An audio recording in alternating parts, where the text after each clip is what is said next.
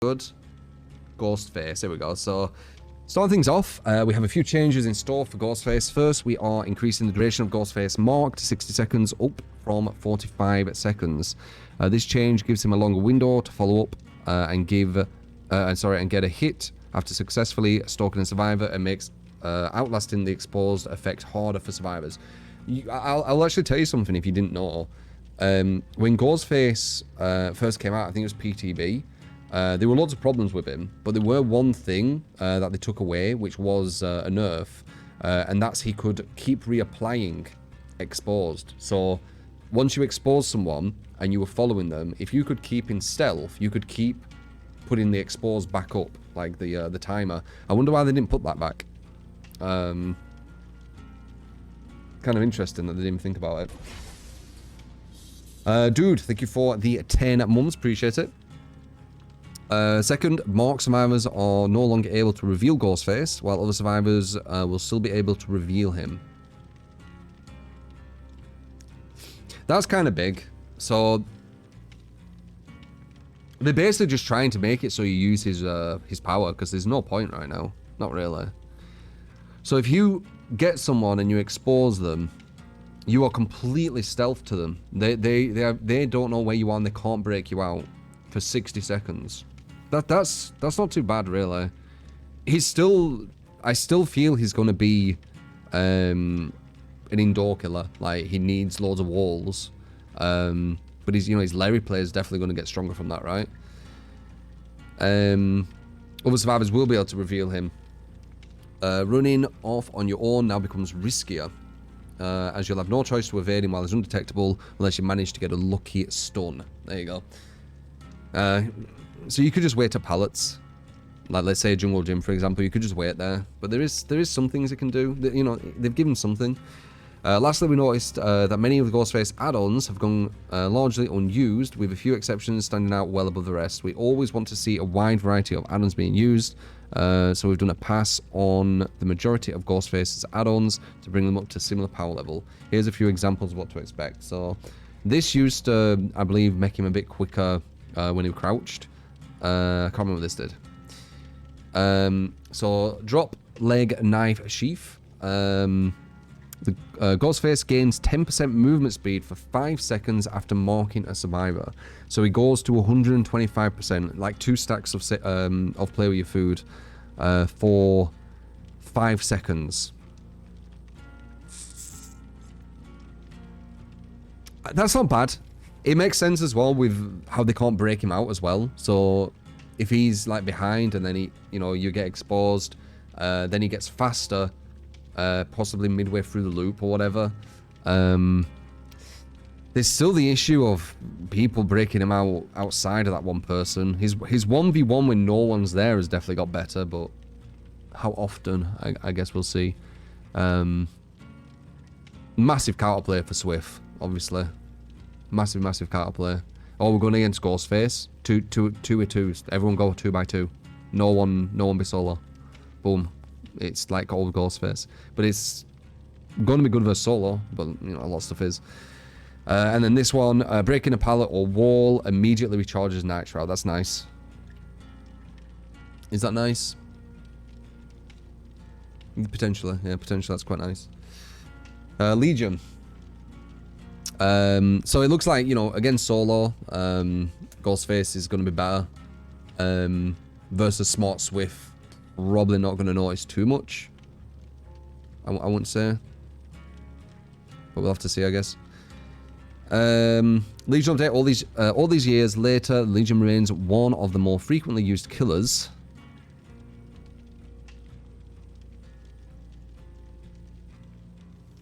Is there? One of the more frequently used killers. Right. Huh. And it's easy to see why. Sometimes you just want to go fast with a knife. Right. Good for Pippin. That's why these changes focus on making the Legion faster and knifier than ever before. Just making sure you can see. In all seriousness, the first of our changes is centered around chaining together hits. Being able to string multiple hits on different survivors is something that is core to Legion's design, and you can barely ever do versus a smart team, especially once again the Swift coordinated. They can just split up. So to help them do that, we're giving them a stacking 0.2 ms. Weird that they say, like, this must be so confusing for people. They say 10% here, but then they have the they have the ms here. So 0.2 ms is 5% each time, I believe, right? So they could have just said 5% to make it not as confusing. But yeah, that's so they get 5% speed boost for each survivor they hit during Feral Frenzy. But I'm assuming that's only in Feral Frenzy, so it just allows him to get more injures. So he can go 15% faster. Wait. Well, technically 20% faster, but once you've hit the last one, it doesn't matter as much. Yeah, I mean, yeah. Makes him a bit stronger. You can't say it doesn't. He can injure people with more consistency. Like, he can get more people injured more consistently than he used to. I don't think that was his problem. I think mainly it's because he don't really have any anti-loop, which is his main problem, not injuring people. But it's always going to help a bit, and there's always going to give more chances of people being off guard when they're injured. This will make it easier to close the gap as you switch targets. Additionally, a 5th hit will end your frenzy and put any survivor into a dying state. Interesting, okay. Adding a satisfying payoff for chaining together hits. That's a really good idea. Well done. I always give a golf clap with good ideas. That's a good idea. You might be able to make some builds around it now, like play with food. Oh no, play with food won't work, will it? Can you make any builds around it? Well, I guess you could start with high play with food. Give yourself more chance. So then you'd be at 15% speed. And every time you hit them, yeah, you'd be going up, right? You'd stay stagnant on 15%. Wait, how would that work? You'd lose one stack and gain one. No, maybe don't bother with that. But yeah, golf clap. Next, we've lowered the post Feral Frenzy fatigue duration to 3 seconds down from 4. Okay, that's big. Helps. The fatigue is a crucial part of Legion's power, preventing them from cancelling the frenzy and immediately following it with basic attack, circumventing the non-lethal aspect of their power. We found that lowering the duration to 3 seconds felt much better to play with, but also kept it feeling fair. I hate the word fair when they have god palettes. I always think about that shit. It's like, that's not... God palettes aren't fair for a lot of killers. From a survivor's point of view. To ensure that the fatigue doesn't get out of hand, we've reworked any fatigue altering add-ons since the 2 strongest ones were added to base kit. I see. Okay. Interesting. So there's no add-ons to make it even better. So basically, what it sounds like is they've just give you the 2 add-ons for free in the fatigue. That's what it sounds like. I can't remember. Legion, I don't play him that much. I do play him, but not loads to know every like detail. But it looks like that. Okay, you can still see. Let's see. To ensure the fatigue doesn't get out of hand. Oh yeah, I said that. We've also changed Feral Frenzy's recharge to start as soon as it ends, rather than after the fatigue. Okay, that's, yeah. They're very small tweaks, but sometimes that's the best, honestly. I wish they did this with nerfs, not just buffs, where it's small tweaks, because some nerfs are like really big fucking tweaks. And last, add-ons. We reviewed each of Legion's add-ons. Some will receive a number of tweaks, while others will get entirely new effects. We want to shine a spotlight on the various mixtape add-ons in particular. True to their name, these add-ons will also augment the Legion's new music and can even be mixed and matched to produce interesting results. That's creative. I respect creativity. I like that idea. It's not balance-wise, but it's creative. What is this? Is this a video of it?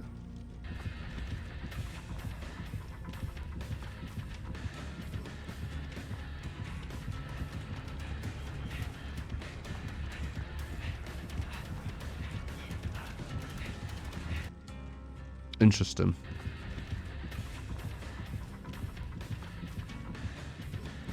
So that's just showing kind of what it would do, right? And then we've got some perk reworks too. The new chase music, yeah, I like it. It's creative. But I've said the creative department's quite good. I think they kind of carry the game quite heavy actually. Hemorrhage rework, really? Okay. That's the one what leaves blood trails, right? Correct? I believe it does.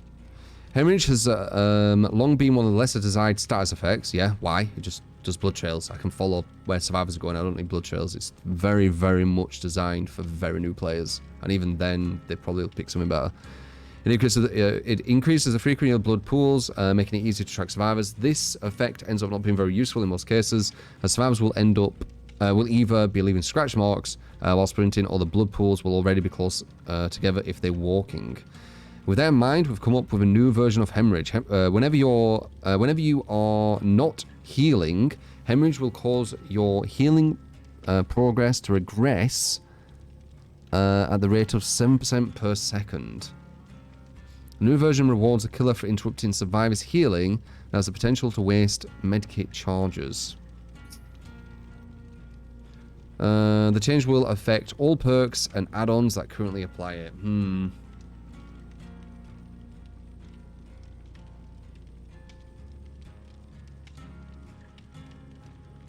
If medkits weren't so strong, this could be a nice idea, but there's a lot of medkits what are very, very strong with the add-ons.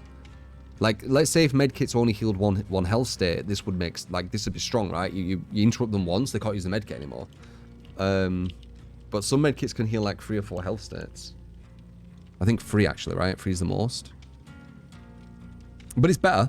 That's a better perk than what it was. It was really shit, so.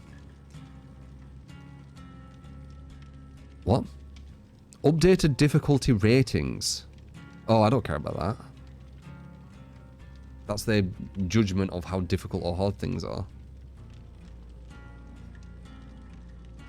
Haddonfield has come tradition for each dev update to be followed by Haddonfield rework when. Oh no. I really hope this map isn't as bad as it was. Well, this tradition has come to an end because we saved the best for last. Yes, that was a perk pun. The iconic Lambkin Lane appeared in the Entity's Realm over 5 years ago. But with all the visual improvements around the rest of the game, the familiar street is starting to show its age. Not for long though, Haddonfield is next in line to get a visual update. For those wondering, don't worry. The map is getting some layout and gameplay changes too. Take a look. I can't see much, honestly. So are these both closed or is that open? Like, I can't really tell.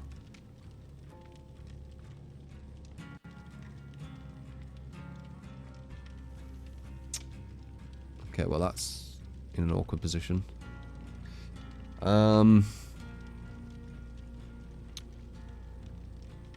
That almost looks like something from Cowshed. You got a pallet there that's quite long. Yeah, that's really long, I think. So that has no mind game at that side, but it might at that. I guess they're the benches. There's a pallet there, but I can't see too much what's going on. You have the window there, so vroom, vroom. So depending on what's in here, that's going to be very problematic for the killer, but it depends. It depends on how much space you have and stuff. That window as well. So they've got 2 windows. Facing this way isn't too bad because the door's here. When they start facing the other way, that's where they become very problematic. Because even if you bait it and you go back here, they can run around and go back up. Hope the devs understand that.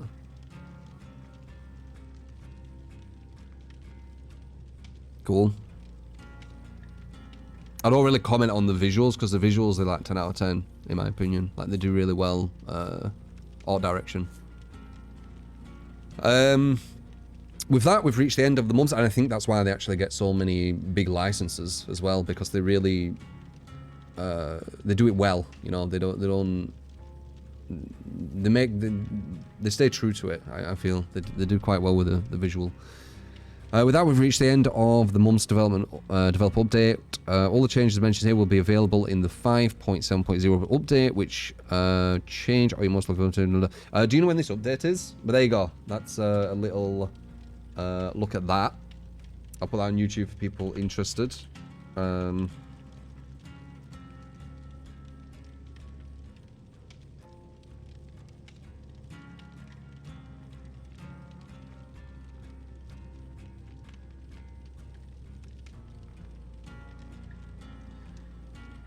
Is it tomorrow? Or is it a PTB? I think I can get that. Oh, there we go. Interesting. I mean, they've got some more ideas here and there. I think Swift destroys quite a lot of the Ghostface thing. It hurts a bit of the what is it? Legion one as well.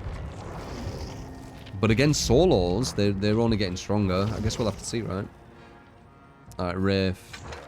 The sad thing is, if these changes are good, because I picked Wraith, so it's a perfect time to say this. If these changes are good, they usually get nerfed until they're not anyway. Like, Wraith got changed, and he actually became alright. He weren't, like, the best, but he was alright. He was quite an actual threat to a lot of kind of solo players. And then they said he were overtuned, and they just fucked him.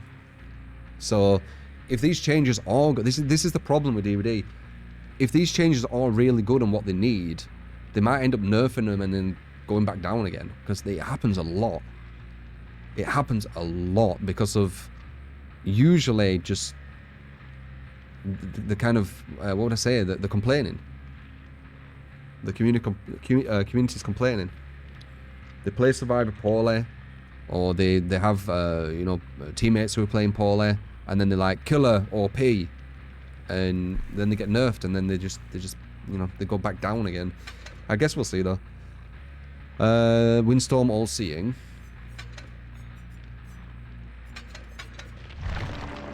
See if I can get that nice.